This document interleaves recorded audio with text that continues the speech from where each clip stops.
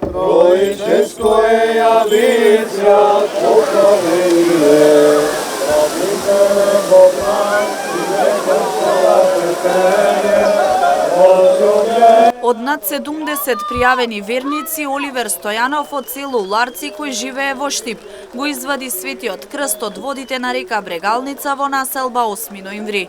Четврта година поред скока по крстот, а ова е прва година како го вади од водите на Брегалница. Во ми четврта година што се фрлам, четврта подред. Оваа година го фаќам, значи фала му на прв пат.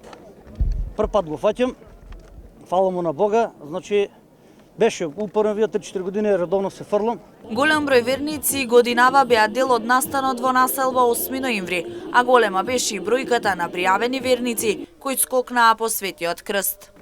Бог се јави, честити вече нека е празникот, многу здравје, благослов, радост на сите луѓе и дај Боже во мир и спокој да го славиме Господа и да живееме.